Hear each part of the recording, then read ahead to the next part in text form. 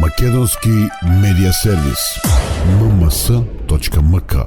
Добар ден за Јованка Јолевска-Поповска, председател на надзорен одбор на Прокредит банка, и Емилија Спировска, член на управен одбор на Прокредит банка. Госпожа Јолевска-Поповска, Народната банка ја зголеми каматната стапка на благajničkите записи како превентивен одговор на се повисоките инфлацијски очекувања. Што значи тоа за банките, за граѓаните? Дали затекнувањето на монетарната политика ќе се одрази на каматите на банките?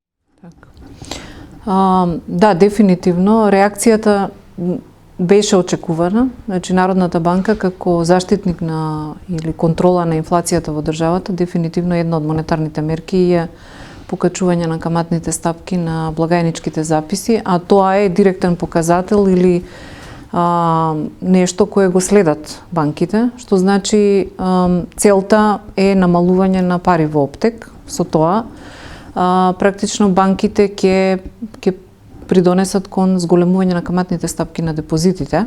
Значи, тоа е првата реакција кај во банкарскиот сектор, со што ќе стане постимулативно штедењето и за населението и за фирмите, но истовремено имајќи предвид дека на тој начин стануваат поскапи изворите на финансирање за банките, тие своевремено ќе ги покачат и каматите на кредитите. Така да тоа ќе подразбере од една страна собирање на поголемо штедење во рамките на банкарскиот сектор и дефинитивно во делот на кредитирањето практично ќе стане повисока цената на користењето на кредитите од страна на фирмите и физичките лица. Велиме дека е до некаде очекувано заради тоа што инфлацијата во последните неколку месеци има забрзан раст, која е рефлексија на повеќе причини, меѓу другото и генерално и на светските движења на растот на инфлацијата. Така да, порастот на продуктите, војната во Украина, порастот на енергенсите, на храната, сето тоа влија и на покачување на цените и во западноевропскиот и светскиот ранг. И соодветно и таму од скоро знаеме дека веќе се покачани и федералните резерви на Америка, веќе ја покачија каматната стапка. Таа е во моментот 0,7, значи цели 0,5% направија зголемување, а Еуриборот како рефлексија на каматните стапки во Европската унија, како практично исто така доживеа покачување од негде 0,3%. Што значи, она што се случува во Македонија е и рефлексија на глобалните случувања во светот. Кризата почна со короната, преку енергетиката до војната во Украина. Последиците во прогнозите на оваа војна се нарекуваат трета светска економска војна. Како се рефлектира кризата на работењето на банките? Што се случува? Се зголемува штедењето, се купува злато повеќе, луѓето немаат доверба во еврото, во доларот, макар што некои од тие валути растат, некои паѓаат. Се зголемува кредитирањето, потрошувачката, брзите кредити, се зголемува користењето на алтернативните финансиски извори. Дали се менува структурата на вашето работење и воопшто работењето на банките? Да, нормално е во такви кризни моменти, ова сето што го спомнавме, нели нешто кое што е буквално има огромни размери на ефекти на не само на нашата економија, него и на светската економија. Како во Македонија населението или фирмите реагираат, првата реакција, особено на страната на штедачите, во еден момент беше повлекување на депозитните влогови во одреден процент. Практично тоа се виде и во првиот квартал на годинава. Само денар или било што? Од почетокот беше било што, со тоа што депозитната база на населението, да, се намали некој незначителни 1%, меѓутоа беше сепак намалување. И тоа е некоја прва рефлексија на оние кои што се најбрзо реагираат на паниката, на несигурноста. Тоа беше едната реакција. Втората реакција беше на конвертирање на денарските депозити во евро, во странска валута. во очекување нели на повторно некакви непотребни додадени дискусии дека можно е да се случи нешто со стабилноста на денарот. Впрочем, сведоци сме во повеќе децении наназад дека тоа е првата реакција, а при тоа ништо не се случува, бидејќи денарот сепак е на некој начин е фиксен и Народната банка, една од основните постулати на Народна банка е заштита на стабилноста на денарот. Така да тоа е некој прв ефект и нормален и очекуван, меѓутоа тоа не значеше ништо драматично во однос на стабилноста на депозитната база во банкарскиот сектор. Затоа велам некој 1% намалување беше. Она што се забележува сега, април, мај, полека повторно депозитите се враќаат во банкарскиот сектор. Да, се уште има депозитари кои што сметаат, затоа што каматните стапки се уште на доста ниско ниво, сметаат дека можеби им е поповолно да истите ги инвестираат во недвижности, во други да речеме средства надвор од банкарскиот сектор. Меѓутоа, покачувањето на каматата на благајничките записи, на претходно што го говоревме, ќе влијае на позитивно зголемување на каматите на депозитите. Така да, повторно тоа ќе биде позитивен стимулус за да депозитите и некои кои излегле или се чуваат дома, повторно се вратат во банкарскиот сектор. Тоа е една тенденција што се однесува до физичките лица и штедачите. Меѓутоа, нешто паралелно што се случуваше во доменот на фирмите, значи правните лица, таму исто така во првиот квартал на годината во цел банкарски сектор депозитната база на фирмите падна за 6%. Значи сериозно повисоко од падот на депозитните штедења на физичките лица. Ќе кажеме зошто. Заради тоа што таму не е принципот на тоа дека тие се плашат или не знам што паѓаат на некакви дезинформации, туку таму движењата се поинакви од аспект на тоа што фирмите во услови на нестабилно економско обкружување, на сериозно покачени цени на енергенси, на нафта, на сите продукти кои што се увезуваат во државата, од една страна. Од друга страна, фактот што веќе и во процесот на годините на корона настана сериозни прекини во процесот на добавувачи, во процесот на транспорт и така натаму, кое доведуваше до поместување на роковите на добивање на увезената роба, ги притисна фирмите да се што имаат слободна ликвидност, ги ангажираат средствата во набавка на роба. Така да ако типично не само психолошки, меѓутоа и практично, ако типично нели порачувале да речеме 3 до 4 пати годишно, сега, заради поместување на цените, за да фатат, да речем, пониска цена во очекување на покачување на цените. Од една страна, од друга страна, заради рокот на испорака што е продолжен, значи многу поголеми количини порачуваат за да се обезбедат со роба и по цена која утре ќе можат и да ја продадат и да остварат. Да. Така да тоа подразбира од една страна трошење на целата слободна ликвидност, но од друга страна прашавте во контекст на банката промената. Кај нас точно таа промена се забележа. Оние кои не користат кредити ја повлекоа таа слободна ликвидност за да набават роба. Да, во еден момент кој ќе продадат, таа ќе се врати. Но во моментот тоа е првиот ефект. И второто, со оглед на тоа што нашата банка се занимава со поддршка на мали и средни предпријатија, нас тоа ни е главниот бизнис, значи до некаде и ја следиме и ја носиме судбината на малите и средни предпријатија. Дефинитивно почувствувавме дека има многу поголема побарувачка за краткорочни кредити за ликвидност. Повторно во контекст на одговор на настанатата криза. Плаќање набавки, плаќање на покачени цени на електрична енергија. Да. Па дури видете и трошоците за работна сила исто така, тенденциите последно време, минимална плата просечна, така да и трошоците тука се сериозно зголемени и повлекуваат нели неопходна повисока ликвидност. Во контекст на овие промени, дали се зголеми побарувачката за кредити стамбени, например, затоа што порасна максимално цените на становите по квадрат, може би тоа е психологија, може би нема доволна понуда, а побарувачката расте. Дали и тука се чувствуваат промени, затоа што имаш една изјава, да го споменам, Илон Маск, он е некој светски авангарден гуру, вели, и многу луѓе, особено младите, го слушаат, вели во криза најдобро е да се вложат парите во недвижности. Дали тоа се почувствува како побарувачки кај вас? Да, се почувствува. Не е нешто драматично повисоко, меѓутоа, како што ви кажав, некој дел од штедачите решија дека сепак е полукративно или побезбедно да ги инвестираат парите во недвижност и во станови, наместо да ги чуваат како депозити со пониски каматни стапки, така да има такви тенденции и ќе продолжат.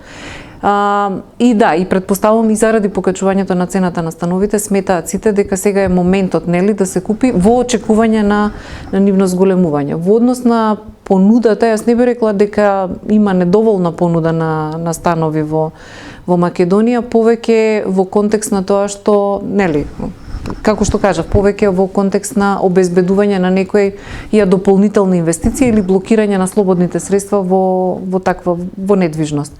А иначе цените неминовно се зголемуваат заради тоа што, како што зборувавме, и цените на градежните материјали кои се поврзани повторно со светските движења влијаат за цената на чинење и на градежниците да се зголемува. Така да новите станови дефинитивно веќе имаат и по 20-30% зголемени цени во однос на пред неколку месеци. Јавноста знае често да каже за приватните болници, на пример, лабораториите, ама и за банките. За нив нема криза. За нив кризата е шанса за поголем профит. Во секоја криза граѓаните осиромашуваат, а банките максимално ги зголемуваат профитите. Од друга страна, државата и експертите во секоја криза најмногу се плашат и внимаваат на стабилноста на банкарскиот сектор. Така беше и во Соединетите американски држави 2007-2008, кога интервенираше државата. Каде е тука вистината? Да, дефинитивно тоа што го кажувате се базира на некоја емпирика, значи тие работи се видени, така да дефинитивно има некоја вистина или е цело вистина. Пред се, стабилноста на банкарскиот сектор е апсолутно неопходен и треба да е стабилен банкарскиот сектор, бидејќи во економијата тоа е многу битен аспект и за стабилноста на економијата, така да особено во услови на нестабилна економија и како е неопходно да постои стабилен банкарски сектор, затоа што замислете ако во нестабилна економија плюс и банкарскиот сектор нестабилен, тоа води кон колапс на системот. Така да меѓутоа стабилноста на банкарскиот сектор за него се грижи и следи Народната банка или централните банки, кои водат сметка нели дали банките ги исполнуваат сите индикатори на капитална адекватност, на ликвидност и така натаму, какви се нивните практики во кредитирањето, дали одговорно кредитираат, дали квалитетот на нивното кредитно портфолио е на високо ниво, односно не креираат нефункционални кредити или големи отписи. Од друга страна, профитот, да, за жал, таа е констатацијата и сме сведоци дека нели и во услови на ковидот практично имаше доста високи профити кои еден дел од индустријата го покажа, фармацевската индустрија, болниците, повторно Македонија тука не е изолирана од генералните трендови. Сега во однос на банките, да, во Македонија интересно апсолутно значајни профити покажаа банките, притоа ќе не исклучам нас, Прокредит, од таа тенденција, не затоа што банката е непрофитабилна, е профитабилна, меѓутоа е профитабилна на долги стази и е одржлива на долги стази, што значи имаме некој разумен профит кој го очекуваат акционерите. Но не е ситуацијата таква за сите останати банки во Македонија. Значи, банките во Македонија, некои од нив покажаа сериозно големи профити и ќе прашаме нели зошто, од каде доаѓаат тие.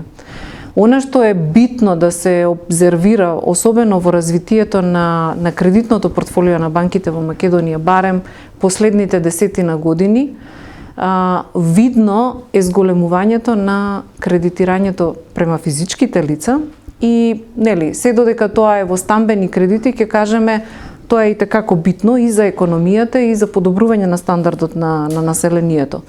Меѓутоа, многу позначително зголемени во државата, од 2012 до 2020 негде обзервирано, се потрошувачките кредити. Кога зборуваме потрошувачки кредити, тоа се во добар дел ненаменски кредити. Може би има и наменски, меѓутоа и ненаменски.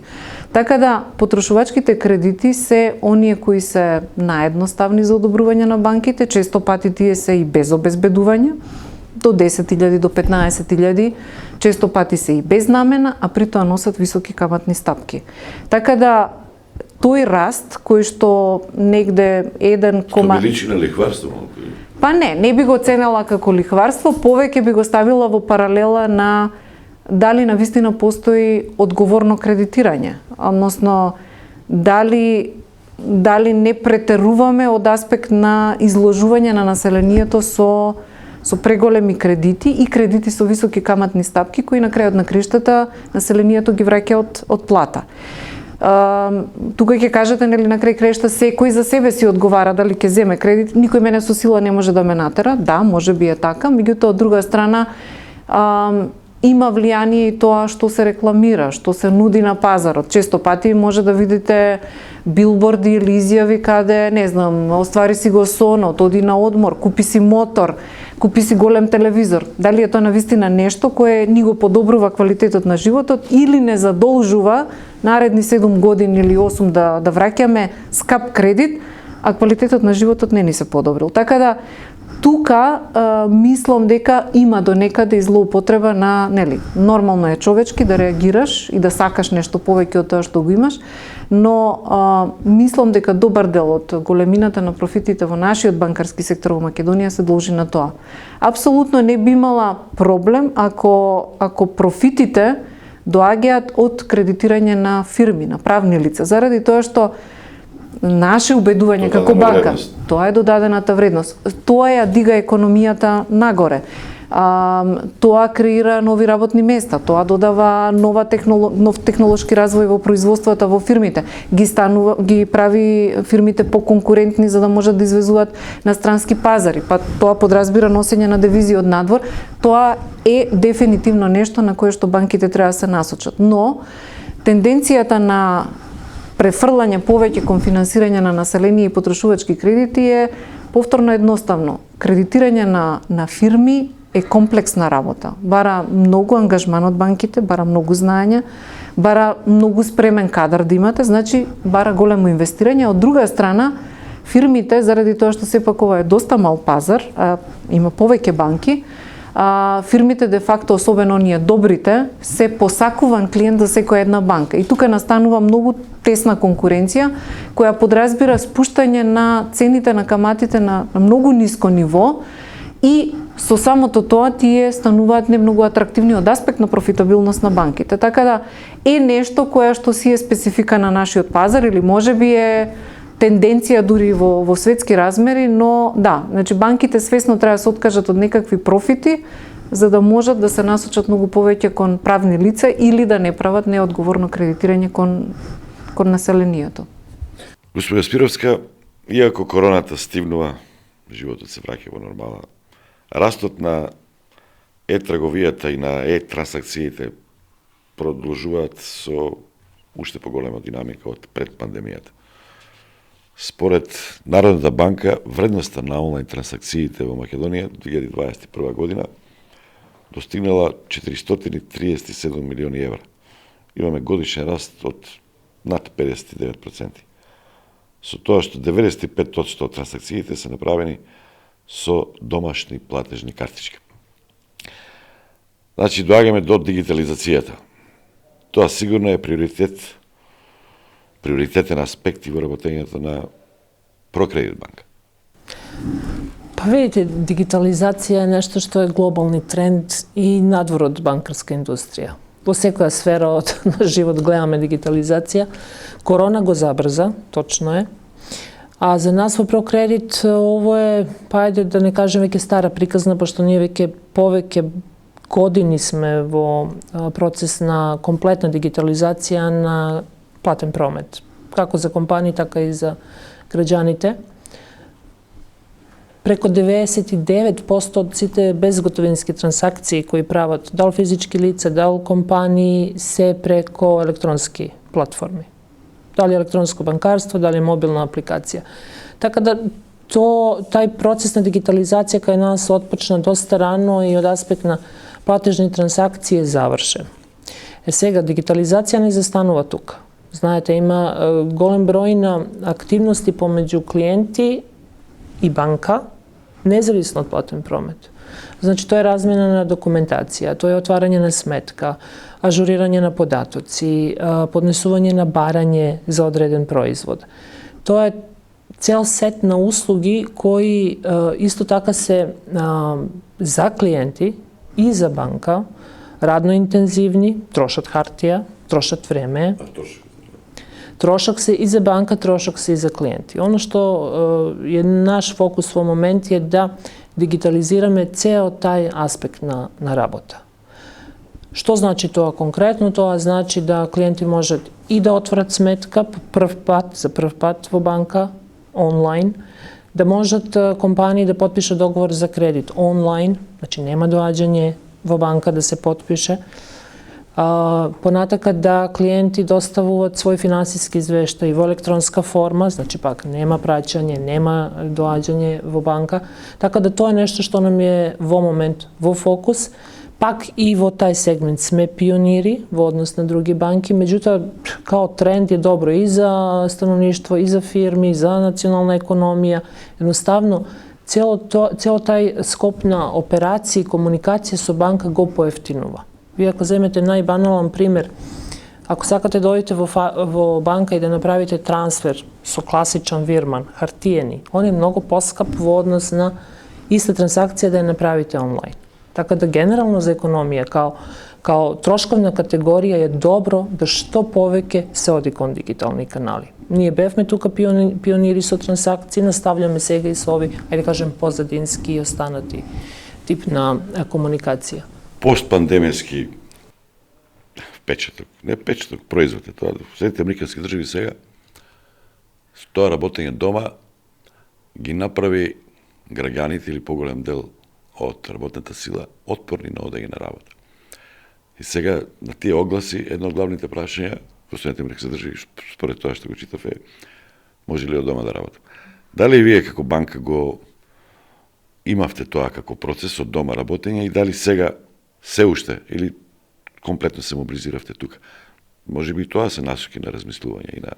Па да, нешто што веројатно долгорочно све повеќе ќе се бара од страна на вработени е да имат поголема флексибилност и да дел од своето работно време своите работни обврски ги прават од дома.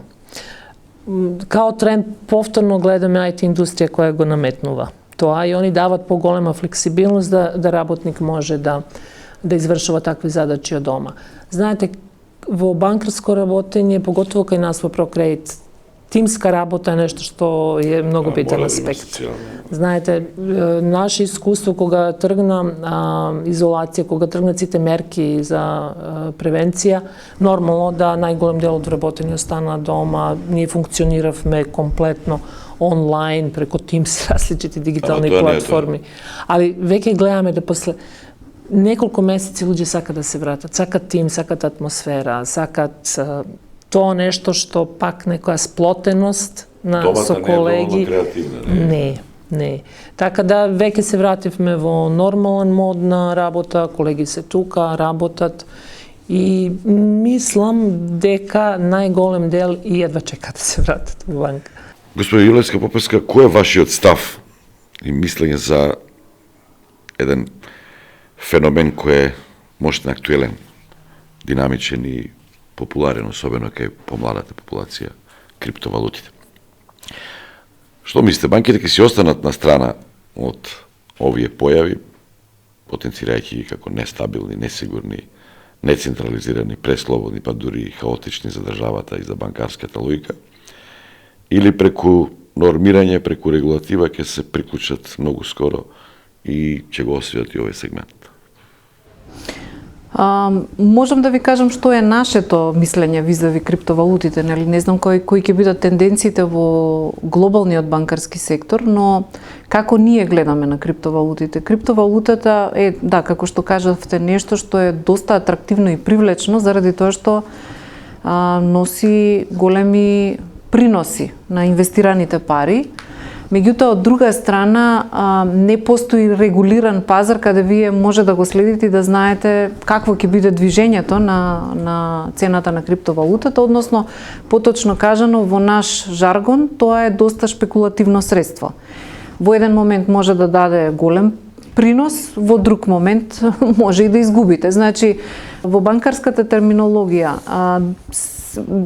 доколку средството е поврзано со висок ризик, тоа може да даде или висока добивка или висока загуба. Така да од аспект на неговата природа на дека е шпекулативно средство, за нас дефинитивно е нешто кое што ние нити може да го предвидиме, нити може да знаеме какви импликации би имало на тој што го инвестира. Најверојатно е интересно за оние што имаат вишок пари или што се инвеститори кои се доста богати, така да тие вообично прават диверсификација на нивните портфолија и инвестираат во повеќе типови на средства, повеќе типови на инструменти. За нив криптовалутата може да е еден од тие лукративни инструменти кои може да им донесат повисок профит. Но велиме за инвеститори со големи средства, така да и да изгубат, нема да се почувствува. Сега опасното е што тоа привлекува и едноставни обични луѓе кои не се секој пат толку добро информирани, нити пак имаат диверсификација на средства. Дури има и таа една јагма каде, нели, се купуваат сервери за да се копаат криптовалути, се смета за доста за доста, нели, брз бизнис кој може брзо да ви даде богатење. Сега, брзо богатење може да даде и коцката, така да ако го ставиме у таа паралела, значи и во коцката може да се збогатите брзо, но и во криптото, ама и друго може да ви се случи и во едното и во другото. Така да, од наша страна, апсолутно не би го препорачале за обични луѓе кои имаат единствена заштеда да сите пари ги инвестираат во тоа нешто, бидејќи не можат да предвидат, нити па знаат, нити имаат доволно информации каков ќе биде повратот, ако воопшто има. Друга една нота која ние од аспект на банката ја сметаме исто за апсолутно неприфатливо ние да поддржиме такви бизниси, практично дури ако некој од нашите клиенти посака да инвестира во криптовалута, ние дури може да прекинеме соработка со нив. Значи го ставаме на нашата листа на exclusion листа, или тоа е листа за неработење со клиенти. Практично не финансираме такви клиенти. Зошто? Заради тоа што како одговорна банка, повторно, и особено банка која се грижи и за нашето влијание врз околината, врз на екологијата, на тоа како се однесуваат нашите клиенти со заштита на енергија, со енергетска ефикасност и со заштита на околината, сметаме дека криптовалутите итекако негативно влијаат на окружувањето наше, од причина што тие сервери кои се ангажираат за копање на криптовалути трошат огромни количини на електрична енергија. Па сега ставете го тоа во контекст на нашата ситуација, каде ние нити имаме доволно електрична енергија, доминантно сме увозно зависни, трошиме големи пари од буџетот за да увезуваме електрична енергија и одеднаш имате голем број на копачи кои трошат сериозни количини на електрична енергија во нешто кое може да е лична нивна придобивка, а може да и не е. Државата нема никаква корист од тоа. Наместо тоа е многу попаметно да таа електрична енергија повторно биде употребена за производствените погони на предпријатијата кои ќе додадат вредност и за економијата ќе има многу повеќе кратен и позитивен ефект. Така да и од тој аспект за нас е не почитувано. Они се снаодливи, они се прилагодливи. Сега веќе не се модерни тие копања майнинг со компјутери, сега има некои хелиумски антени кои што не трошат струја. И они се движат напред. Можно ли ке вас да земат кредити за да купуваат биткоин? Не. Или Солана, или криптовалути? Не. А потрошувачките што ќе не знаат? Точно затоа, да, треба и кај потрошувачките треба да знаете намената зашто е, зашто ќе се употреба. Има ненаменски, рековте, да. Па да, затоа некои од банките ако ги одобруваат ненаменски може да се употребат, може и за коцка да се употребат ако се ненаменски, така. Така да затоа е многу битно да се знае што е намената на кредитот, а банката може да ја контролира намената. Ако се каже дека е за купување на нешто, парите се префрлаат директно кон продавачот. Се додека ги давате парите во кеш на рака на луѓето или на сметка слободно да располагаат, можат што сакаат. Зашто сакаат да ги употребат? Ајде прашам нешто и да се стабилно работат банките, напротив, уште повеќе печелат за време на овие кризни години, короната, енергијата, сега војната. И на вас, ви се зголемени трошоците на работа. Да. Електрични или не трошите, вие сте Да, трошиме. енергетски ефикасни. Кажете нешто за тоа, колку кризата, овој енергетски удар, кој што не верувам дека и експертите кажуваат дека нема во догледно време така лесно да се амортизира, цените нема да паднат, ќе паднат на некој ниво, но тоа ниво ќе биде доста повисоко во однос на претходните $40, 50 за мегават електрична енергија, односно струја. Какво е вашето портфолио во таа насока? Тука задолжително сакам да ми кажете нешто како одговор на обичните граѓани. Тоа и вашата колешка Емилија, исто нека биде прашање за неа, зошто провизиите на банките за банкарски транзакции толку многу порасна во изминатите 4-5 години? Да, дефинитивно трошоците, како што зборувавме, не може банките да се имуни од нерастење на трошоците, дали се тие за електрична енергија, дали се за плати, значи најголем дел практично тоа се трошоците кај банките. Добро, велат дека ви без тоа сте имале високи плати, не сте имале проблем со минималната плата, со тие потисува. Да. Ама мора да ги изравните после или? Видете, пазарот на труд е променет. Не се водиме ние по минималните плати, барем банкарскиот сектор и други индустрии. Се водиме по пазарот на труд, кој што станува исто така конкурентен. Сведоци сме исто така на фактот дека за жал помладото население има преференции да си оди надвор од државата. Така да ние немаме нов наплив на нова работна сила во рамките. Сега да кажете, во банкарскиот сектор има недостиг на работна сила? Апсолутно. Особено Не сте атрактивни вие за... Не сме. Она што е најатрактивно, тоа се нови тенденции сега.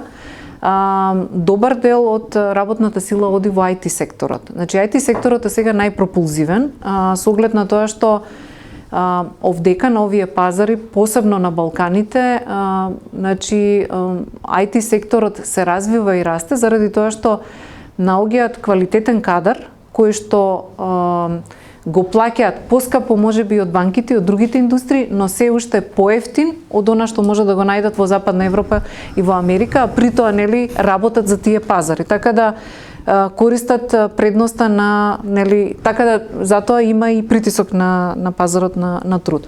Што значи и нас и за нас и за банките станува нели предизвик како да најдеме добра работна сила. Од друга страна, барем ние во Прокредит, кадарот си го правиме самостојно. Значи, многу интензивно ги обучуваме луѓето. Вие не можете да земете човек од факултет и тој одма да го ставиме и да работи нешто во банката, напротив. Соработувате со факултетите? Соработуваме со факултетите, меѓутоа тие мора да поминат низ екстензивна програма за обука и тоа исто така, при тоа не се продуктивни во банката. Значи, ги плаќаме, а не придонесуваат. Така да трошоците растат на банкарскиот сектор. Сега, од друга страна, зошто велите растат трошоците за провизии?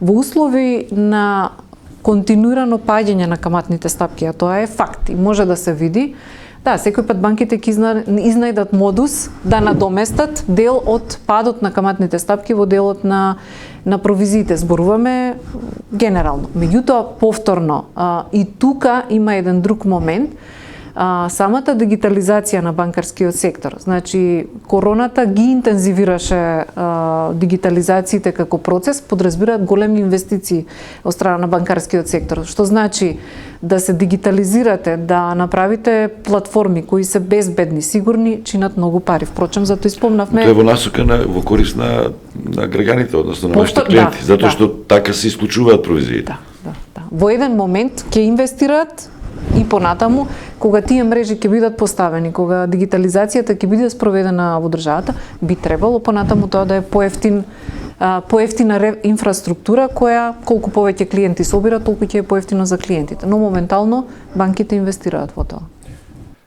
Бизнисмените од Стопанската комора, например, самите забележуваат дека многу пари се чуваат неефективни и пасивни во банките. Споменуваат сума некаде околу 7 милиарди евра, од кои 5 биле на граѓаните, 2 милиарди на фирмите. На што се должи тоа? Недостасува храброст на банките за поголем ризик, развојни проекти, инвестиции во добри бизнис планови.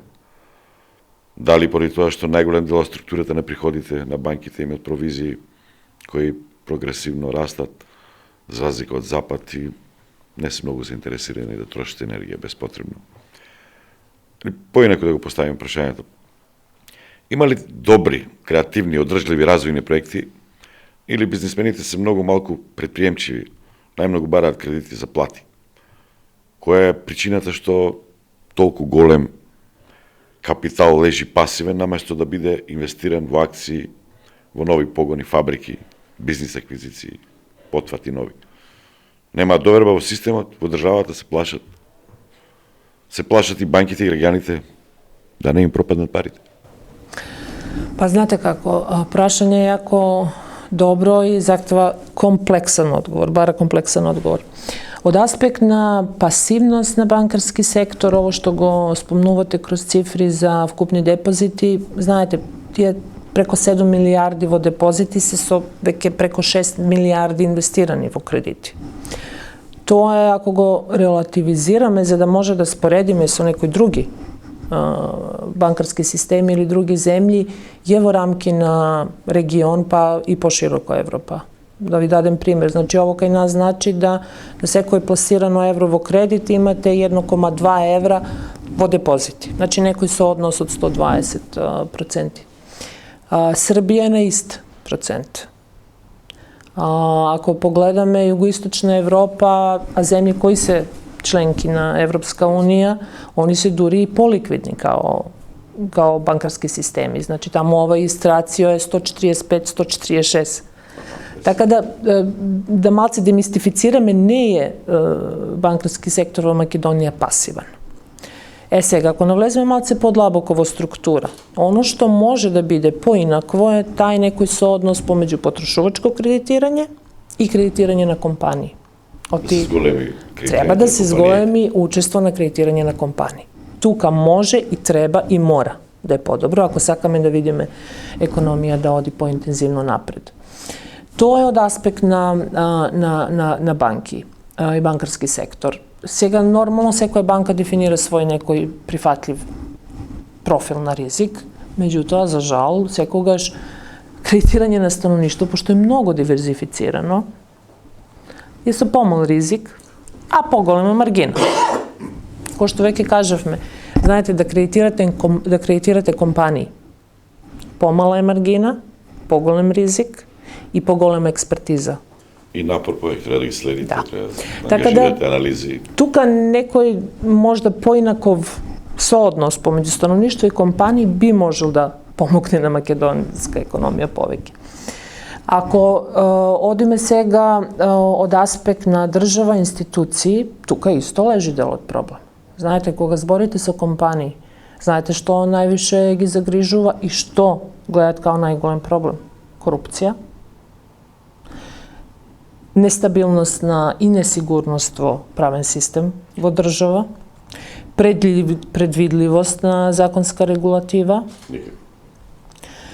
да не збориме за цел други економски аспект, поддршка на приватни компании, домашни компании, да се субвенционират ситни земјоделци за трактор, меѓутоа ние тука збориме за поддршка и потреба да се поддржат ноу-хау купување, одлазак на сајам на наши компании надвор од земја. Тука треба поддршка од држава, да се плати, тоа не е ефтино. Промоција, маркетинг, капитални инвестиции, дал кроз гарантни шеми за банки, дал кроз субвенционирање. Значи, постои еден сет мерки кои може да потикнат поинтензивен развој на компании во Македонија. И на крај последен елемент, не помалце битан, е секако предприемништво. Постојат добри предприемачи во Македонија. Тоа е талент или се учи тоа? Тоа е и талент. Знаете, тоа можда не е талент, можда талент не е прав збор, али едноставно некој менталитет, спремност, дури и некој спремност да се преземе поголем ризик, да се носи, да се намириса прав момент, права прилика и да се зграбчи. Со тоа човек мислим да се раѓа. Тоа после можете вие да го доградувате, да го правите по профинет, али тоа е нешто што сепак е во ДНК. Не може секој да биде добар предприемач. Влие менталитетот од социјализмот, да си најдам државно и да средината си го прави своето. Средината си го прави и тоа, меѓутоа пак не сматрам да е тоа нешто што е крупан проблем. Предприемачи постојат, ги има, веќе имат и i dobri rezultati. Ние сме сведоци на компании кои... Искуството од вашите фирми што ги Апсолутно, кредитират, знате, компании кои пред 20 години почна можда со 1000 марки во джеб, позајмија уште 10.000, да, што ги следиме, и сега имат компании кои вредат повеќе милиони евра. Има позитивни примери. Апсолутно има позитивни примери. Има апсолутно позитивни примери. Дал се доволно за да Македонија има некој посилен раст? Не се. Треба повеќе такви примери. Меѓутоа, ја пак не можам да кажем да нема доволно предприемништво во Македонија. Македонска економија има, да, има, али да го вие комплетно искористите и максимално искористите. Македонија е мал пазар. Значи, вие ако сакате да влезете во сериозен бизнис, сериозна капитална инвестиција, мора да рачунате на економија на обим. Output. То мора да е надвор, мора извоз. За да сте за да можете да извезете, вие морате да имате конкурентен производ. За да имате конкурентен производ, вама пак треба инвестирање во сите овие елементи што ги спомнав, негде сама држава може да помогне. Маркетинг, промоција, нетворкинг, образование, ноу-хау. Значи, тоа е, знаете, повеќе елементи се. И они сите морат да функционират синхронизовано за да тоа стварно даде резултат какви би сите сакали. Така да нити е само до банки, нити е само до држави и нејзини институции, нити е само до бизнеси и предприемачи. Животната средина. Сега гледам, следам дали Народна банка прави анкети, гледам како тренда е тоа. Екологијата, банките се вложуваат, се фокусираат. Ова како фокус кај вас е присутно подолго време. Обштествена и социјална одговорност, да се поважни од профитот, ако е тоа можно во капитализам. Тоа се наметнува екологијата, обштествената, социјалната одговорност, поважни од профитот, како мото на Прокредит банка. Дали тоа значи дека ако вашата проценка и анализа покажува одредено штетно влијание на одредени проекти врз животната средина, ако условите во кои работат работниците и нивното вреднување во одредена компанија се лоши, Прокредит банка нема да кредитира и финански да подржи такви бизнеси, такви фирми, без разлика на економската исплатливост и на профитабилност. Колку и да звучи така, нелогички, да, непазарно, социјалистички, кога да звучи чудно, така е. Значи, постојат одредени црвени линии кои ние нема да ги поминеме колку год да е бизнис делка лукративна, за нас битна, за да сачуваме, нели, и соработка со клиент. Постојат ситуации во кои ние апсолутно категорички кажуваме не. Пример е доколку клиент дојде сака да инвестира да гради зграда во Маврово, иако има граđevinска дозвола, ние и да има, значи законски све е чисто, дозволиво. Ние нема тоа да го финансираме затоа што Маврово е заштитен парк. Значи е зона во која ние не сматраме да треба да се гради. Тужа за дискриминација. Не, то не е дискриминација, тоа е наше право да кажеме не. И камо среќа да сите банки размислуваат на овој начин и да дискриминират оваков тип на инвестиции, наше Маврово ќе беше сега чисто. Така да, тоа се некои, ајде да кажем, ситуации екстремни где ние категорички кажуваме не. Оно што е можда уште, или бар еднако битно е и некој конструктивен начин, каде заедно со клиенти гледаме одредени практики или одредени ситуации или проблеми кои може да бидат ризични за животна средина, да ги решиме. Што значи тоа конкретно? Знаете, има многу бизниси кои во процес на производство креират отпад, имат отпадни води и тоа е материја сама за себе.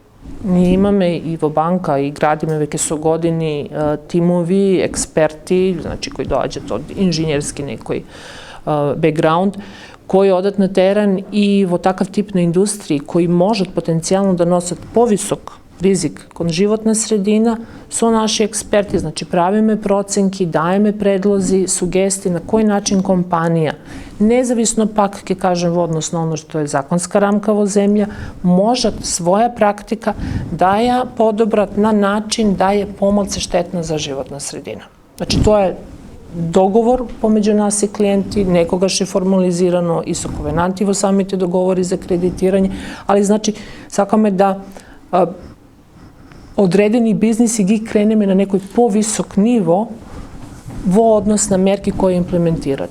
Како за животна средина, ист принцип е и заштита на работнички права или услови во кои работат работници. Така да тоа е некој процес где стварно сматраме да кај наши клиенти носиме некоја позитивна промена и ги мотивираме, ги влечеме да и они сами размислуваат на тај начин. Билансите, да ми кажете, како влијаеше кризата на билансите на работењето 2021 кратко, што се случуваше со Прокредит банка и какви се трендовите, тенденциите, судејќи според овој прв квартал? 21 би рекле беше релативно добра, особено имајќи предвид повторно дека имаше ефекти од ковид кризата.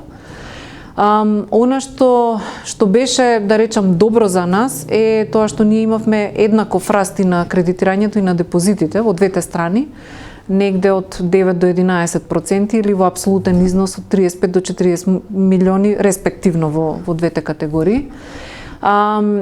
Зошто велиме беше добро за банката? Затоа што ви кажав, ние сме многу близко до малите и средни предпријатија и банката и во услови на криза ги следи предпријатијата.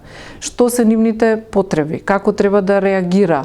Значи, не знам, само што изби ковидот, дадовме мораториуми, независно од барањето на државата. Мораториуми, реструктурирања, екстра кредитни линии за ликвидност и така натаму, така да ако добро ги следите фирмите, тие во еден момент си го наоѓаат патот. И покрај тоа што и тие се соочуваат со предизвици, меѓутоа ако банката е партнер на бизнисот, тогаш за двете страни ќе биде win-win, за двете страни ќе биде позитивен развој. Така да верувам со тој начин на пристап кон фирмите, со нашиот начин на партнерство со фирмите ни дозволи да бидеме релативно стабилни.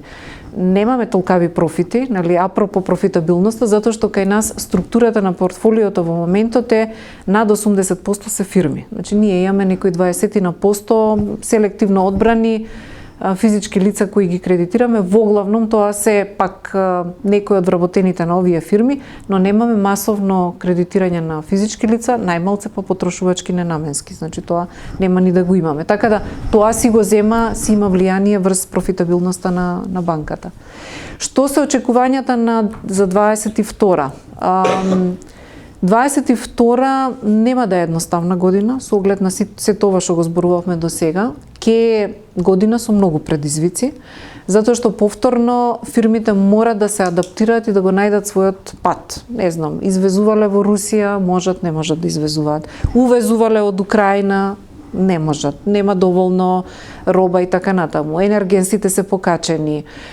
Апсолутно многу предизвици. Меѓутоа, она што ние во нашата историја од скоро 20 на години постоење на пазарот и притоа континуирано работење со малите и средни предпријатија, ако нешто сме го забележали и сме го потврдиле емпириски е фирмите ќе го најдат својот пат. Значи, со добар предприемач на врвот, со добра финансиска структура, со добра банка поддржувач и со добра идеја и стратегија, можат да се извлечат од вакви ситуации. Можда нема да се во истиот момент еднакво профитабилни како кога биле во добри времиња и да имаат еднакво голема ликвидност, но не значи дека ќе пропаднат. Но мора да размислуваат на алтернативи и мора да се обидуваат да најдат нови резолуции. Едно е нешто конкретно, за да не звучи преабстрактно. Покачувањето на енергенсите беше нешто кое беше очекувано. Ние работевме во услови на релативно ниска цена на електрична енергија, дури во Македонија, дури во светски размери. Од пред 2-3 години Прокредит почна да промовира финансирање на фотоволтаични централи на крововите на индустриските објекти. Пред 2-3 години кога го започнавме бевме пионер. Фирмите пола не разбираат што зборуваме, но откако се случи ова покачување на електричната енергија, значи стотици интересенти од фирми има кои сакаат и веќе веќе имаат направено проекти на инвестирани фотоволтаични централи на крововите, кои од една страна им задоволува потребите за електрична енергија за нивните производни процеси и друго можат дури да продават.